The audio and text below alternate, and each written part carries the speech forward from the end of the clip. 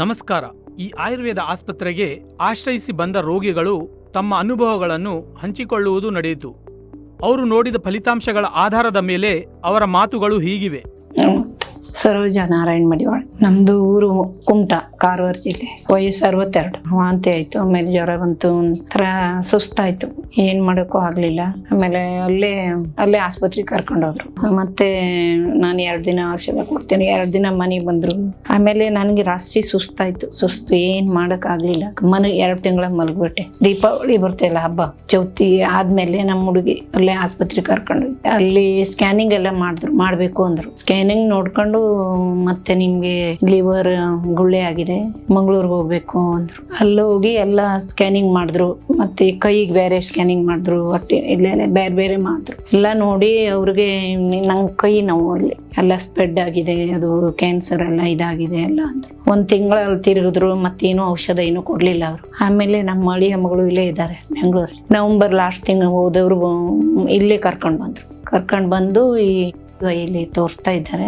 ಅಲ್ಲೂ ಎಲ್ಲ ಸ್ಕ್ಯಾನಿಂಗು ಪೂರ್ತಿ ಎಲ್ಲ ಮಾಡಿದ್ರು. ಕಿವಿ ಮತ್ತೆ ಹಾರ್ಟು ಮತ್ತೆ ತಲೆ ಎಲ್ಲ ಮಾಡಿ ಮತ್ತೆ ಎಲ್ಲ ನೋಡಿ, ಮತ್ತೆ ಹೊಟ್ಟೆನು ಮತ್ತೊಂದ್ಸಲಿ ತೆಗೆದ್ರು. ನೋಡಿ ಸ್ಕೀಮಾ ಕೊಡ್ಬೇಕು ಆಯ್ತು. 12 ಸ್ಕೀಮಾ ಕೊಟ್ರು. ಒಂದ್ಸಲಿ 6 ಮುಗೀತು. ಆಮೇಲೆ ಇವತ್ತು ನೋಡಿ ಮತ್ತೆ ಬೇರೆ ನಾಡ್ದು ಶುಕ್ರವಾರ ಮೇನ್ ಡಾಕ್ಟ್ರಿಗೆ ತೋರಿಸಿ ಅವ್ರು ಏನ್ ಹೇಳ್ತಾರೆ ಹಂಗ್ ಮಾಡುವ ಅಂದ್ರು. ಆಮೇಲೆ ಇಲ್ಲಿ ಫೋನ್ ಮಾಡಿದ್ರು. ಒಂದು 6 ಸ್ಕೀಮ್ ಆದಾಗೆ ಮಾಡಿದ್ರು. ಮತ್ತೆ 6 ಬರ್ದ್ರಲ್ಲ ಅವರು, ಅದೆಲ್ಲ ಮುಗಿದ್ಮೇಲೆ ಇಲ್ಲಿ ಬರುವ ಅಂತ ಅದೆಲ್ಲ ಮುಗೀತು. 18 ದಿನ ಆಗೋಯ್ತು ಮುಗ್ದಿ. ಕಡೆ ಆಯುರ್ವೇದ ಇದು ತಗೊಂಡ್ ಹೋಗ್ಬೇಕು ಹೇಳ್ತಾ ಇದ್ರು. ನಮ್ಮ ಹುಡುಗಿ ಹೇಳ್ತಾ ಇದ್ರು. ಅದೇ ಇವತ್ತು ಇಲ್ಲಿ ಬಂದ್ರು. ತುಂಬಾ ಮಧ್ಯದಲ್ಲೆಲ್ಲ ತುಂಬಾ ತೊಂದರೆ ತ್ರಾಸ ಆಗಿದೆ ನನ್ಗೆ.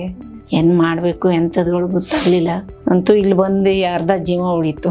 ಆಯ್ತು, ಅಲ್ಲೇ ಮನೇಲೇ ಇದ್ರೆ ಎಂತ ಆಗ್ತಿತ್ತಾನೆ. ಅವ್ರು ಮಂಗಳೂರಲ್ಲೇ ಹೇಳಿದ್ರು, ಹಿಂಗೆ ಲಿವರ್ ಸ್ಕ್ಯಾನಿಂಗ್ ಇದು ಕ್ಯಾನ್ಸರ್ ಆಗಿದೆ ಹೇಳಿದ್ರು. ಕಡೆಯವರೆಲ್ಲ ಸ್ಕ್ಯಾನಿಂಗ್ ಮಾಡ್ತಾ ಇದ್ರು. ಆಪರೇಷನ್ ಮಾಡ್ಬೇಕು ಹೇಳಿದ್ರು. ಕಡೆಗೆ ನಮ್ಮ ಅಳಿಯ ಮಗಳು ಬೇಡ, ಇಲ್ಲೇ ತೋರ್ಸು.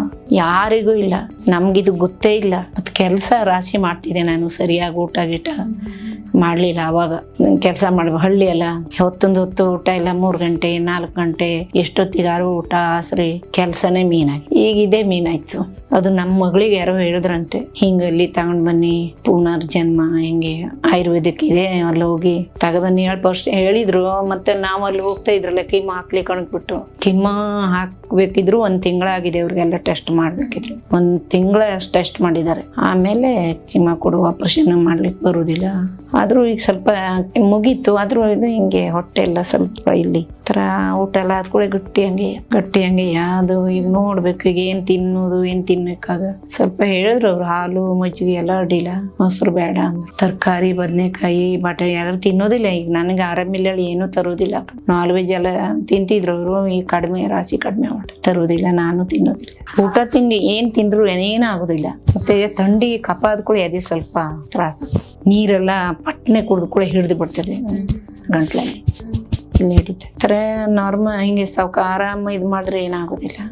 ತಲೆ ಒಂಥರ ಕಣ್ಣೆಲ್ಲ ಒಂದೊಂದಿಂದ ಕೆಂಪಾಗ್ಬಿಡ್ತದೆ. ಇಲ್ಲೆಲ್ಲ ಒಂಥರ ತೋರ್ಸುದು, ಒಂಥರ ಮಕ್ಕ ಎಲ್ಲ ಒಂಥರ ಚೇಂಜ್ ಆಗ್ಬಿಟ್ಟಿದ್ದೇನೆ ನಾನು. ಅದೇ ಹೇಳಿದ್ರು ಅವರು, ನೋಡುವ ಎಂತ ಆಗ್ತದೆ ಹೇಳಿ. ಇದು ಒಂದ್ ಸ್ವಲ್ಪ ಇದು ತುಂಬಾ ಹಂಗೆ ದೊಡ್ಡ ಇದೆ, ಅದು ಎಂತ ಆಗ್ತದೆ ನೋಡುವ. ಈಗ 1.5 ತಿಂಗಳ ಕೊಟ್ಟಾರೆ, ಸರಿಯಾಗಿ ಮಾಡಿ ಅಂದ್ರೆ ಎಣ್ಣೆ ಸ್ನಾನ ಮಾಡ್ಕೊಂಡೆ ಸ್ನಾನ ಮಾಡ್ಬೇಕು. ನೋಡಿದಿರ ಅಲ್ಲವೇ, ಅವರ ಮಾತುಗಳಲ್ಲಿ ಇರುವ ಆತ್ಮವಿಶ್ವಾಸವೇ ಆಯುರ್ವೇದ ಸಾಧಿಸಿರುವ ಯಶಸ್ಸು. ಅದೇ ರೀತಿ ಇನ್ನು ಹಲವರ ಜೀವನದಲ್ಲಿ ಆಯುರ್ವೇದ ಬೆಳಕನ್ನು ಚೆಲ್ಲಲು ನಿರಂತರವಾಗಿ ಪ್ರಯತ್ನ ಮಾಡುತ್ತಲೇ ಇರುತ್ತದೆ. ಧನ್ಯವಾದಗಳು.